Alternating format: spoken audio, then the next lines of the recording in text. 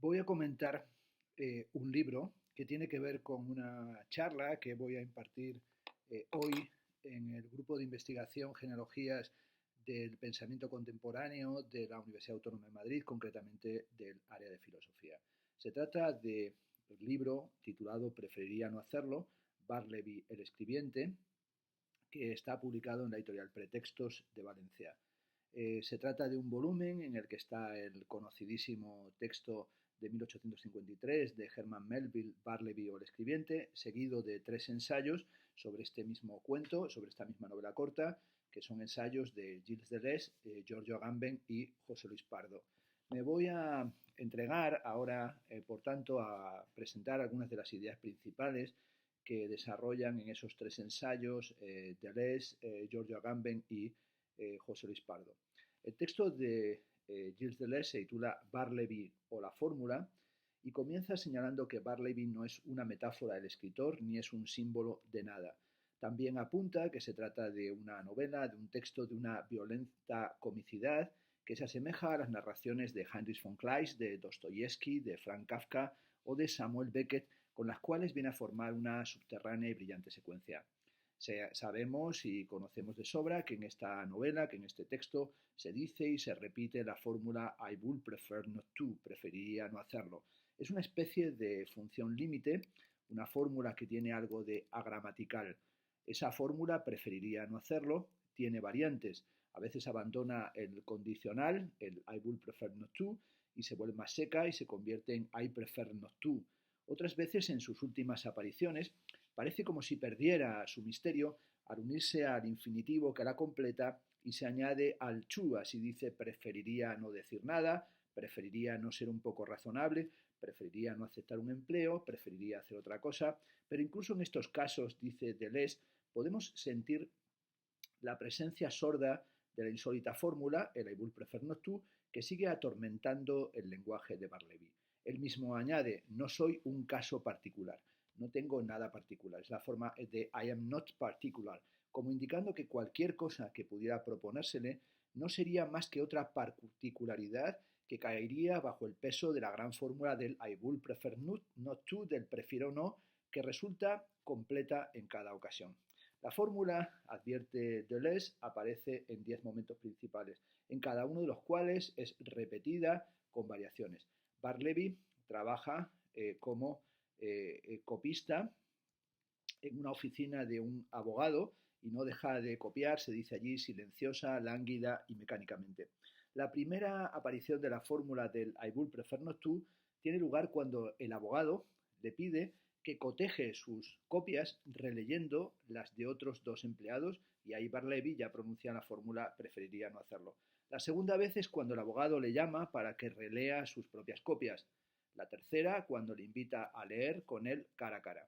La cuarta, cuando el abogado quiere enviarle a hacer un recado. La quinta, cuando le ordena ir a la habitación contigua. La sexta, cuando el abogado quiere entrar en su oficina un domingo por la mañana y se da cuenta de que Barleby duerme allí. La séptima, cuando el abogado se limita a hacerle algunas preguntas. La octava, cuando Barleby ya no copia, es decir, cuando ha renunciado tajantemente a su trabajo, al de copiar, y por tanto el abogado le despide. La novena, cuando el jefe intenta de nuevo despedirle, y la décima, cuando Barleby ha sido expulsado del despacho y se ha sentado en la barandilla de la escalera y el abogado desconcertado le propone otras ocupaciones inusitadas como llevar las cuentas de cada una de las tiendas, ser camarero, archivar facturas o ser acompañante de un joven de buena familia. La fórmula del I would prefer not to prolifera y se ramifica y genera constantemente estupor. Cuando se escucha esa frase del preferiría no hacerlo, es como si se hubiera oído propiamente lo indecible y lo imprevisible. El silencio y la actitud de Barleby opera como si lo hubiese dicho todo y como si hubiese agotado todo el lenguaje de una sola vez. No cabe duda, apunta Deleuze, que la fórmula del I would prefer not to resulta desoladora, devastadora y no deja nada en pie a su paso. Al mismo tiempo hay que advertir que esa fórmula del preferiría no hacerlo es singular y podemos decir particularmente contagiosa, porque toda particularidad y toda referencia quedan abolidas. Es como una suerte de emergencia de una nada de la voluntad, pura pasividad paciente, como diría Maurice Blanchot en el comentario que introduce en la escritura del desastre, donde hacia el final del texto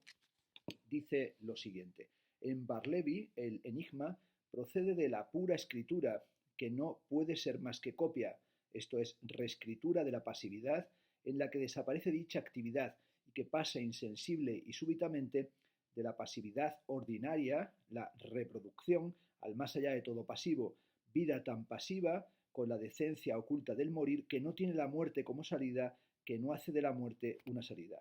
Barleby, continuó con la cita de Blanchot, está copiando, escribe incesantemente y no puede detenerse para someterse a algo que se parezca a una inspección. Preferiría no hacerlo. Esta frase habla de la intimidad de nuestras noches, la preferencia negativa, la negación que borra la preferencia y se borra ella, lo neutro de aquello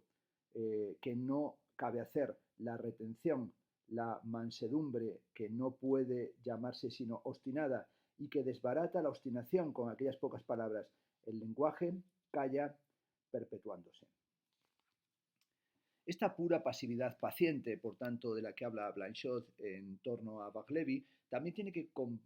ponerse en relación con esta singularidad de la forma de la Ibul Prefer Noctud, que es como si se estuviera hablando en un idioma extranjero, pero en realidad lo que subyace es la lógica de la preferencia negativa, un negativismo, apunta Deleuze, que sobrepasa toda negación. Es como si viene a señalar en su estudio, aquí estuviera en el comienzo o en la fundación de la novela norteamericana una especie de vocación esquizofrénica de la propia literatura, como si hubiera que distorsionar el idioma inglés entregándola a fuerza de derivaciones, de supresiones y de añadidos, a diferencia de la sintaxis normalizada, como si se quisiera introducir la psicosis en la neurosis inglesa. Barleby deja de copiar, es decir, de reproducir palabras, e inaugura así una zona de indeterminación en la cual las palabras ya no se distinguen y abre un vacío en el lenguaje. Si Barleby, dice Deleuze en este ensayo en la página 67, se negase a algo, aún podría ser reconocido como un rebelde o como un contestatario y recibir en condición de tal un estatuto social. Pero la forma desactiva todo acto de habla, al mismo tiempo que convierte a Barleby en un mero excluido a quien le cabe o a quien ya no le cabe ninguna atribución social alguna. También aquí se parece que se desbaratara la lógica de las preferencias, porque en el fondo Barleby es un hombre sin preferencias, que prefiere negativamente y que tiene relación con el hombre sin atributos de Robert Musil, pero también Deleuze apunta que Barleby es el solterón a la manera del soltero tal y como aparece en Franz Kafka. En un momento muy brillante dice que Barleby es el Ulises de la modernidad, aquel que como Ulises en la Odisea escapa del cíclope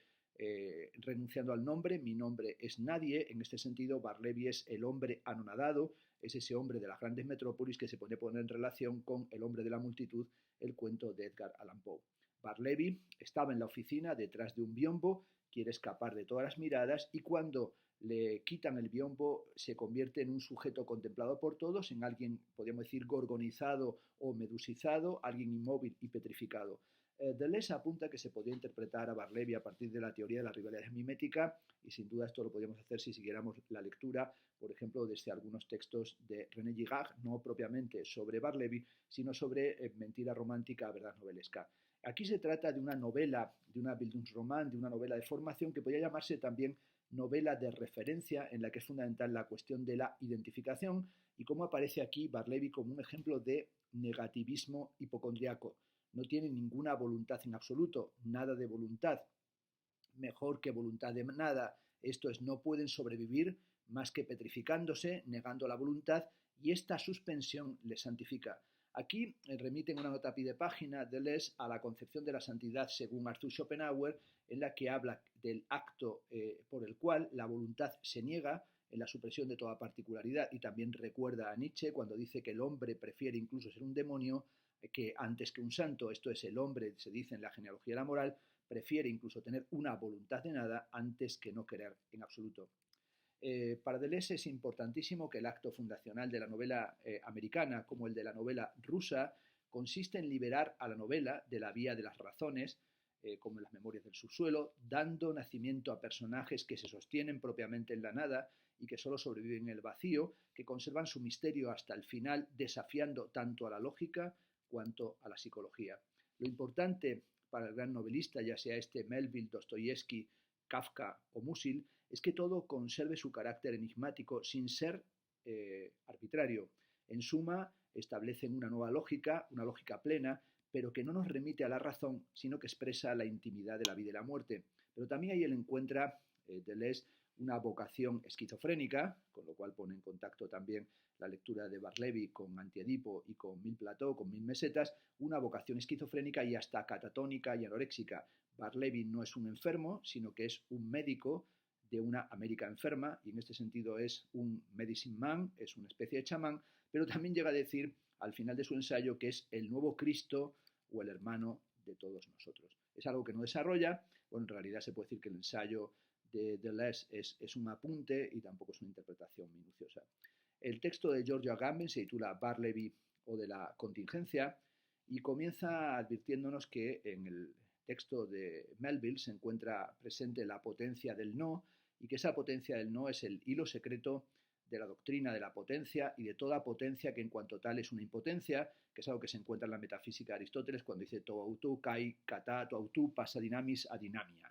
Es decir, no el pensamiento, sino la potencia de pensar, no la escritura, sino la hoja en blanco. Esto es lo que la filosofía, apunta Agamben, no quiere de ningún modo olvidar. En el libro Lambda de la metafísica de Aristóteles se trata de la mente divina y ahí se señala que hay una aporía. La cuestión del pensamiento, dice Aristóteles, implica ciertas aporías. Parece ser el más divino de los fenómenos, pero su modo de ser es problemático. La aporía consiste en que el pensamiento supremo no puede ni pensar nada, ni pensar algo, ni permanecer en potencia, ni pasar al acto, esto es, ni escribir ni no escribir. Para escapar de esta aporía, Aristóteles enuncia su célebre tesis del pensamiento que se piensa a sí mismo, que es una suerte de camino intermedio entre pensar algo y no pensar nada, esto es, entre potencia y acto. También en el comienzo de su ensayo, que es, como sucede siempre en Agamben, una impresionante reconstrucción a partir tanto de la historia de la filosofía, desde Aristóteles, cuanto de los fenómenos religiosos, advierte que es un lugar común afirmar que las tres grandes religiones monoteístas están de acuerdo en defender la creación del mundo a partir de la nada. Sucede que cuando los teólogos hebreos, árabes o cristianos formularon, apunta Agamben, la idea de una creación a partir de nada, el neoplatonismo ya había llegado a concebir el propio principio supremo como la nada de la cual todo procede. Cabalistas y místicos llevarían al extremo esta tesis y con su acostumbrada radicalidad afirmarían sin medias tintas que la nada de la procedencia de la creación es Dios mismo. En el De Divisione Naturae, Scoto Erigena, comentando el versículo del Génesis, terra autem erat inanit et vacua et tenebrae eram superfaciem abisi, lo relaciona con las ideas o causas primordiales de todos los seres que son eternamente generados por la mente de Dios. Solo descendiendo hasta las tinieblas y hasta ese abismo crea Dios el mundo y al mismo tiempo se crea a sí mismo. Descendens vero in principis rerum ac velut se ipsam creans in aliquo inquat esse. Pero es precisamente la potencia divina lo que los místicos y cabalistas presuponen en la creación, apunta Agamben en la página 110. El acto de creación es el descenso de Dios a un abismo que no es otro que el de su propia potencia y el de su propia impotencia, el de su poder y el de su poder no.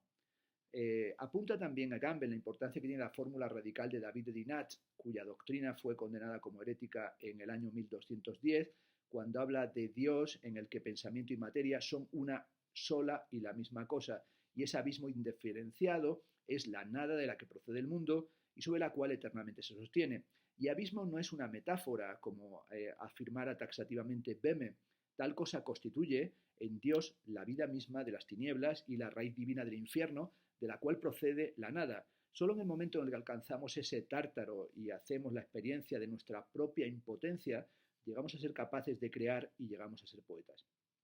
Alabemos a Dios, escribió Ibn Arabi al comienzo de sus iluminaciones, que ha hecho existir a las cosas a partir de la nada y ha aniquilado la nada. Esta es la constelación filosófica, apunta Giorgio Agamben, a la que pertenece Barleby, que es un escribiente y que como escriba ha dejado propiamente de escribir. Es la figura extrema de la nada de la que procede toda creación y al mismo tiempo la más implacable reivindicación de esa nada como potencia pura y absoluta. El paso de I would prefer not to a I prefer not, una variante repetida, como apunta Agamben en 3 ocasiones, es algo que le apremia porque Barleby quiere eliminar todo residuo del verbo querer.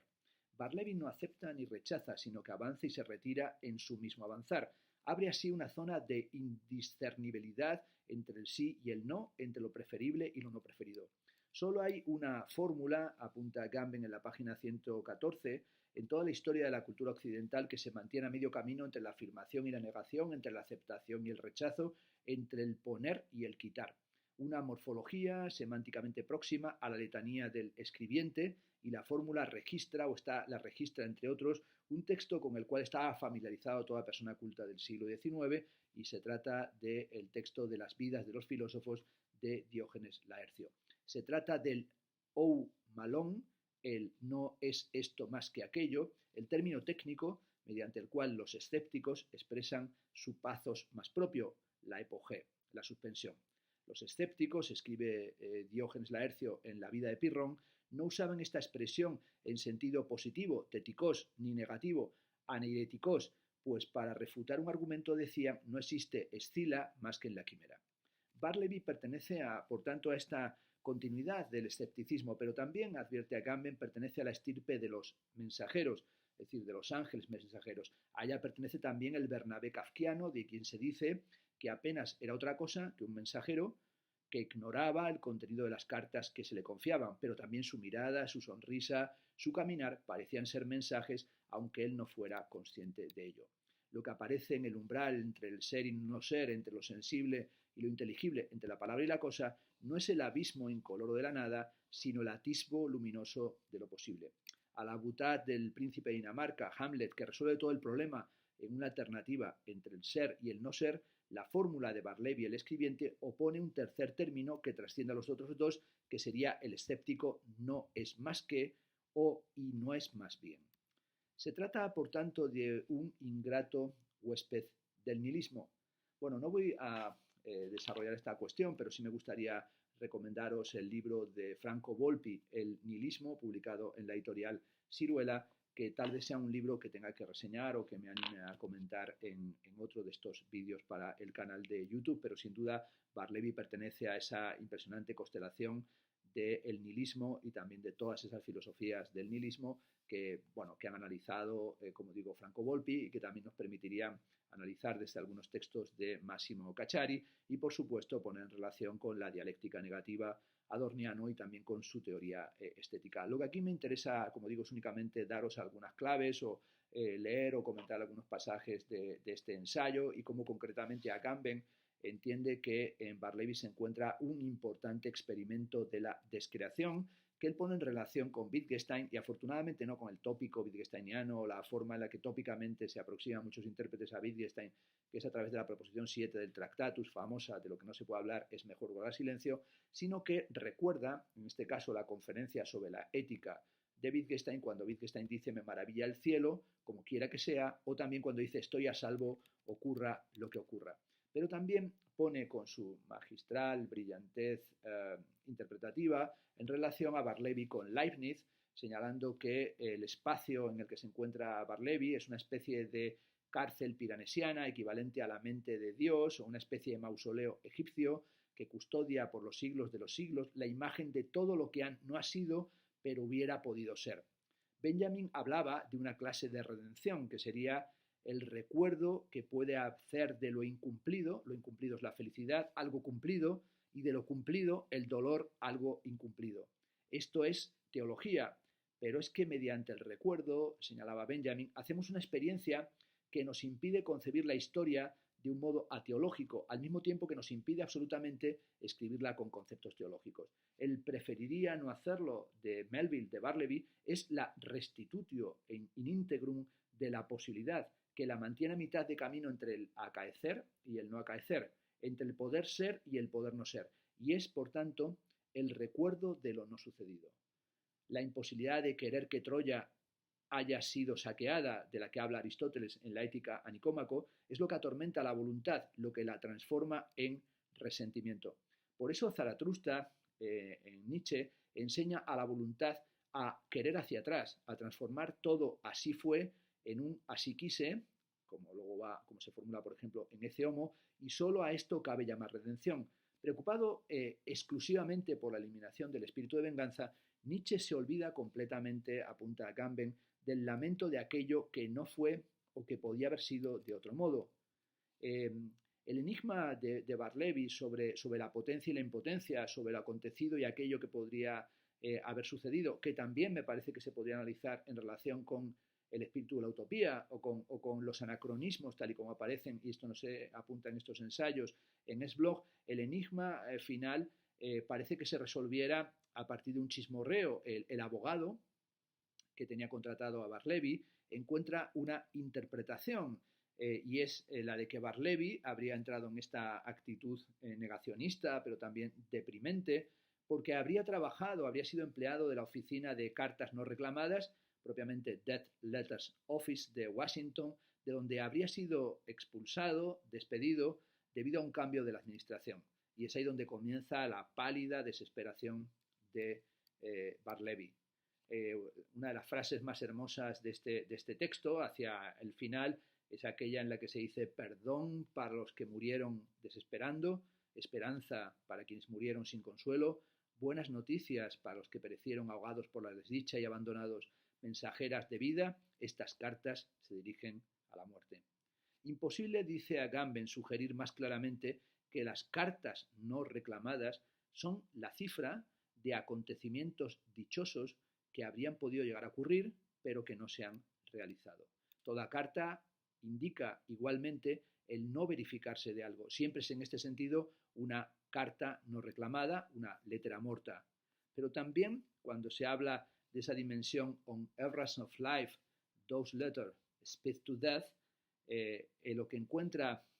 Agamben es que esta fórmula de estas cartas que van rápidamente hacia la muerte se trata de una cita apenas camuflada, y aquí es una sugerencia brillantísima, de la epístola a los Romanos 7:10, donde se dice erete moi entele eis zoen aute eis zanatu. En la traducción inglesa de Melville que tenía ante sus ojos, and the commandment which was ordinated to life, I found to be into death.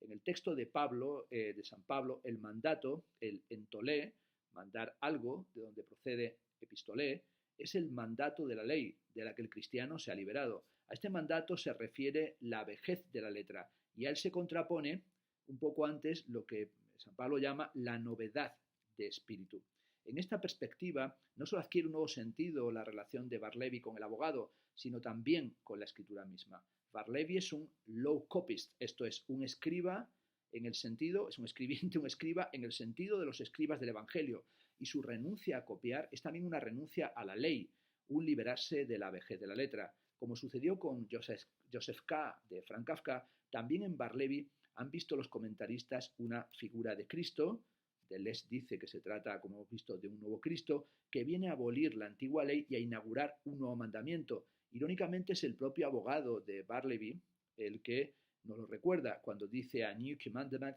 give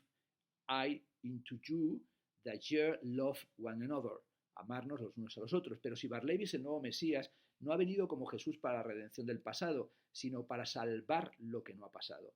Así, por tanto, Agamben insiste en esta condición de la descreación a través de Barleby. La descreación tiene lugar en el momento en el que Barleby yace, se dice, en el corazón de la pirámide egipcia, el palacio de los destinos, también llamado, de acuerdo a una irónica intención de esta teología invertida, The Hall of Justice, el palacio de la justicia. Su palabra no es un juicio que asigna a lo que ha sido su recompensa o su perpetuo castigo, sino que es palingenesia, esto es apocatástasis pantón, en donde la nueva criatura, pues de eso se trata, alcanza el centro inverificable de su verificarse o no verificarse.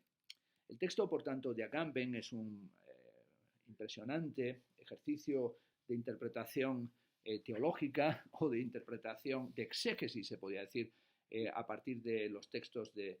Melville, de este Barleby, pero también en esa comparación con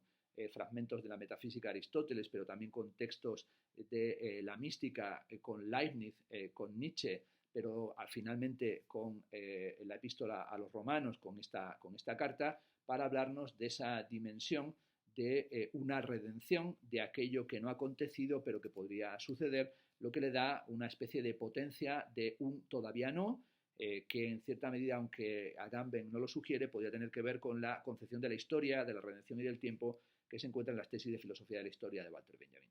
El último de los ensayos recogido en este volumen es el de José Luis Pardo, que se titula Barleby o de la humanidad,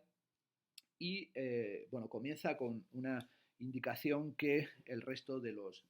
filósofos pues no hace y tal vez pasa por encima de ellos, entendiendo que es algo conocido. Cuando Herman Melville publica en 1853 su Barleby el escribiente, es en todos los sentidos, siendo un treintañero, un novelista que ha fracasado en su intención de encontrar lectores, que ha fracasado porque ha tenido muy mala recepción su novela Moby Dick, que se convirtió solamente en una novela de culto de forma póstuma, y ha fracasado también en relación con la forma de la novela, que no volverá a intentar sino de forma inacabada, y se publicará póstumamente su libro Billy Budd. En realidad tiene que ver con todo lo que sería la construcción de la literatura con mayúsculas y la literatura como una construcción fundamental del siglo XIX, pero también con la idea de la relación entre la filosofía y la literatura, con aquella idea de Derrida de una literatura generalizada, en cuyo seno la verdad sería una ficción cuyo carácter de tal ha caído en el olvido, algo que se podía poner en relación evidentemente con el texto de Federico Nietzsche sobre verdad y mentira en sentido extramoral. Una literatura generalizada en el sentido de Derrida que transgrede todos los géneros y que permitiría, por ejemplo, estudiar, dice Derrida, el texto filosófico en su estructura formal, su organización retórica, la especificidad y diversidad de sus estilos textuales, sus modelos de exposición y producción, más allá de lo que alguna vez se llamaron géneros, que es algo que empieza a proponer Jacques Derrida, particularmente en textos, por ejemplo, en su libro Márgenes de la filosofía. Es algo que también acontece en el volumen de Jean-Luc Nancy y Philippe Lacoue-Labarre, donde desarrollan estas ideas en su volumen publicado en la editorial Seuil en el año 1968 sobre el absoluto literario. José Luis Pardo parte de una cuestión que me parece muy importante. En el texto de Melville se nos dice que la vida de Barleby es una pérdida irreparable para la literatura. Esto es, hay una radical incompatibilidad entre la vida de Barleby y la literatura. Lo que el autor anuncia en el prólogo es su decisión de no hacer literatura, su renuncia a la literatura o el hecho de que preferiría no hacer literatura. Esto es la lógica de la preferencia negativa. Hay que pensar en la relación con la vieja querella con la escritura del Fedro y toda la cuestión de la escritura en el Fedro, que también ha sido tratada y fue tratada de una forma impresionante y brillantísima por Jacques Derrida en su conocido texto La pharmacie de Platón, la farmacia de Platón, que se encuentra publicado en el volumen La diseminación, que está traducido al español en la editorial Fundamentos. Hay que pensar, por tanto, en esa cuestión de la querella con la escritura y si es una prótesis de la memoria o si contribuye o no al desarrollo de la reflexión y del pensamiento, pero también darse cuenta de la importancia que tiene esta lógica de la preferencia negativa, el hecho de que el texto de Melville es un género menor en el sentido de la literatura menor, tal y como la entendieron Gilles Deleuze y Félix Guattari. Melville prefiere no escribir una novela cuyo narrador prefiere no hacer literatura acerca de un escribiente que prefiere no escribir. Ciertamente el escritor no deja de sentir esa melancolía compasiva que Benjamin asociaba a la novela. Por primera vez en mi vida, se puede leer, me invadió un sentimiento de aguda y desbordante melancolía. Pero en un sombrío pasaje hacia el mitad de la narración, el abogado confiesa que su melancolía se ha convertido en miedo y su piedad en rechazo. El abogado descubre que Barleby no va a ninguna parte, que de hecho jamás sale de la oficina. Es una especie, podríamos decir, de ángel exterminador buñuelesco. Incluso llega a decir preferiría no comer hoy, y aquí se podría comparar o ampliar esta reflexión en relación con el maravilloso cuento de Franz Kafka, El artista del hambre. También apunta Pardo que más que el silencio absoluto, el muro de Barleby manifiesta el silencio de la escritura del que ya hablaba Platón el Fedro. Si le pregunta a las letras lo que quieren, estas solo responden con el más altivo de los silencios, como si prefirieran no significar nada. La actitud de Barleby es una actitud declinatoria, es la actitud de la declinación, del que declina una invitación, y ese acto de declinar pertenece al registro de las buenas maneras de un hombre educado. Dice Pardo, parafraseando a Piero Banch, autor famoso del estudio sobre la metafísica de Aristóteles, del problema del ser en Aristóteles, diríamos que la negación de la literatura se convierte aquí en literatura negativa. Pardo se plantea una cuestión importantísima. ¿Cuál es la culpa de Barleby? ¿De qué tiene culpa Barleby? ¿La culpa está en una frasecita, en la frase de la Iboule préfère nous tout, o en realidad es la culpa de un inocente, de alguien que es un atravesado, que se atraviesa y que causa estupor con esa respuesta? Es un atravesado literal. Barleby, dice en la página 174 Pardo, es uno a quien no se puede hacer justicia, tan inocente que no se deja juzgar. Y lo único que de él se condena es precisamente su inocencia, su falta de historial delictivo o clínico, pero sobre todo lo que se juzga es su falta de personalidad. Barleby, sugiere Pardo, es uno de esos infames de cuyas vidas Foucault aseguraba en su Historia de los hombres infames, que han conmovido en mi interior más fibras que aquello que se conoce como literatura.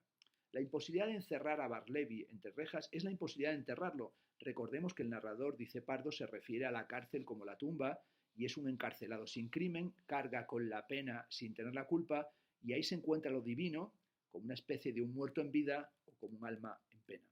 La actitud declinatoria de Barleby, ese I want nothing to say to you, no tengo nada que decirle, expresa como todas una petición, reclama el derecho de los inocentes a no declarar, es decir, el derecho al silencio, pero también declina toda interpretación y así se atiene a la letra. Pardo recuerda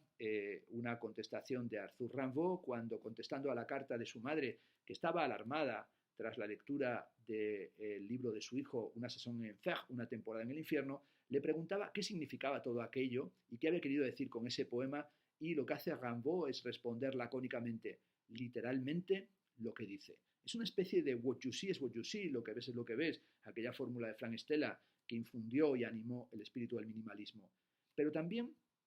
lo que Pardo subraya es que es importante tener en cuenta no solamente la literalidad de lo que se dice, sino aquello que pasa desapercibido en el seno de lo que se dice. Y ahí es donde apela magistralmente a Leibniz, cuando Leibniz habla o alega el caso de las micropercepciones inconscientes o de los estados de desmayo. Si tras un desvanecimiento repentino o al despertar del sueño nos hacemos repentinamente conscientes de nuestras percepciones, eso significa que ellas ya estaban allí, aunque sin ser juzgadas, interpretadas ni comprendidas como algo que simplemente era durante nuestra ausencia. Barleby es, por tanto, para Pardo, lo que se resiste a la interpretación, lo que incita también a no parar de interpretar. Solo hay un sentido posible o recto de la interpretación si se determina el contexto, y Barleby es fundamentalmente un qualunque, diríamos en italiano, esto es un cualquiera, pero que habla de forma ceremonial. Escribía Ortega y Gasset que el hombre enajenado de sí se encuentra consigo mismo como realidad en cuanto a historia. Se va obligado a ocuparse de su pasado, no por curiosidad ni para encontrar ejemplos normativos, sino porque no tiene otra cosa. Y a veces, ¿qué es lo que tiene que hacer un cualquiera y por qué habla de forma ceremonial? Porque se camufla, podemos decir, en relación con la ritualidad y ceremonial de un mundo que nos reduce a la condición de nada. Y ese camuflaje es algo de lo que habla también Pardo, cuando alude al repaso de la historia de la logística militar que ha hecho Paul Virilio, cuando Virilio recuerda la decadencia de las murallas y de los escudos de combate en el momento en el que se generaliza el uso de la pólvora de cañón en una línea cronológica que desembocaba por ahora en las llamadas armas inteligentes, y señala que la función que antaño cumplía la muralla ha sido progresivamente sustituida por el camuflaje. También nosotros podíamos invocar aquí una, dice Pardo, logística de la letra. La letra no se defiende de la interpretación, juicio o prejuicio que la derrumba como una bala de cañón, rodeándose de una muralla inexpugnable, sino pasando desapercibida, camuflándose, pues la letra es barrida siempre en beneficio de su significado. Por tanto, tiene que camuflarse, ¿dónde? En su propia insignificancia. Barleby, por tanto, se camufla como un cualquiera, un hombre al pie de la letra, lisa y llanamente, literalmente como cualquier hombre, y es un copista, un plagiario, un escribiente. Por eso Pardo señala que mucho más que un nuevo Cristo, como dijo en el ensayo Deleuze, o un Mesías, como apunta Agamben, Barleby aparece como un apóstol. Pues son los apóstoles y no Cristo quienes tienen por misión la escritura y la repetición de la palabra al pie de la letra. Barleby es, o puede ser entendido como Bartolomé, y así Pardo, en el último fragmento de su texto sobre el nombre Barleby, señala que aunque Bartolomé aparece mencionado entre los discípulos de Jesús solamente en los 3 primeros evangelios, es generalmente aceptado por los teólogos como aquella misma persona que en el Evangelio de Juan aparece entre los discípulos de Cristo con el nombre de Nataniel. Es una hipótesis que se apoya, apunta Pardo, en el hecho de que Bartolomé es solo un patronímico que significa hijo de Ptolomeo, por lo cual nada se opondría a la figura de que Nataniel, hijo de Ptolomeo, es una fórmula similar a aquella que alude a Bartolomé. Pero es Nataniel, o sea, Barleby alude a Bartolomé y alude a Nataniel, tal vez porque aquí se encuentra un homenaje cifrado de Herman Melville a su cómplice, al escritor Nathaniel Hawthorne. En Hawthorne, en el texto La letra escarlata, es también fundamental la temática de la escritura, la temática de la letra. Una letra tan muerta como mortífera, que al final se autoimprime sobre la piel del infame, castigando su usurpación del papel de doctor de la ley o de intérprete del libro. Por tanto, recordemos que del apóstol Bartolomé no dice el Nuevo Testamento más que su nombre, aunque sí que hay una iconografía bien interesante de Bartolomé. Bartolomé es una piel sin cuerpo que sostiene en la mano un cuchillo, instrumento punzante, pero también punzón y estilo, y los evangelios apócrifos lo representaban como fiel escribiente, y una misteriosa cita, nos recuerda Pardo, del Pseudo-Dioniso, le relaciona también con el sentido literal de la escritura. Pero en la iconografía es importante darse cuenta de que Bartolomé en su martirio aparece como una piel descorporizada. En la pintura, en los retratos de Van Dyck, en el Greco, en David o en el Españoleto, en José Rivera, y sobre todo en el martirio representado por Rivera, por Alumno y por Jacobo Añesio, aparece toda esa imagen del despellejamiento. Y sin duda la imagen más poderosa es la del juicio final en la Capilla de la Sistina de Miguel Ángel, donde aparece en su forma canónica, teniendo en la mano el cuchillo que ha servido para su propio suplicio y cargando con su propio pellejo al hombro. Hay que darse cuenta también de la brillantez que tiene ahí Miguel Ángel, porque Miguel Ángel introduce su autorretrato en la piel despellejada de Bartolomé, del martirio de San Bartolomé, tal vez aludiendo, digo yo, a la idea de que el artista se deja la piel en su empeño. Termina el ensayo de Pardo señalando que Barleby lleva la piel en la mano y el estilo y el estilete y el cuchillo, porque Barleby es propiamente el pergamino. Después de todo, un pellejo desprendido de su cuerpo que lleva en la mano la pluma del escribiente, es decir, el estilo con el que cada cual lleva escrita la letra inconfesable de su nombre. Bueno, esta idea de que uno lleva escrito su nombre y su culpa en su propia piel, como un tatuaje que se hace legible solo en el momento de la descorporización, el momento en el que la piel deja de ser nuestra para convertirse en algo que progresivamente se va resecando para convertirse en pergamino, es algo que se podía relacionar, por ejemplo, con el tremendo cuento de Franz Kafka en La colonia penitenciaria, en el que está toda esa relación entre la víctima y el verdugo, entre la condena y la dimensión del condenado y la actitud del suplicio, en el que el condenado finalmente conoce la culpa y la reconoce cuando la máquina, esa especie de máquina célibe, esa máquina soltera, finalmente atraviesa su cuerpo, pero no es el condenado, sino que es el ejecutor, es el torturador mismo el que tiene ese momento final del reconocimiento. Bueno, como os decía, quería únicamente aproximaros a este volumen del Preferiría no hacerlo, que además tiene la cosa maravillosa de que incluye en primer lugar el cuento de Herman Melville, y me parecía tal vez oportuno cerrar este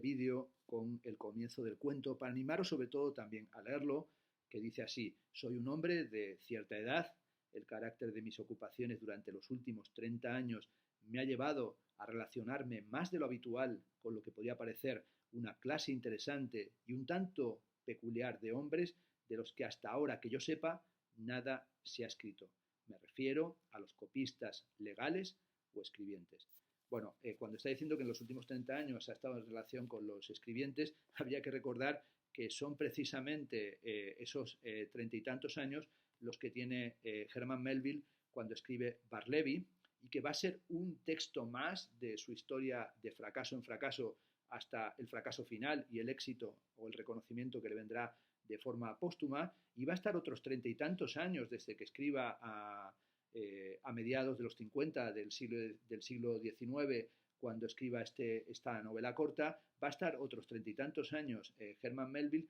escribiendo como un Barleby, escribiendo lentamente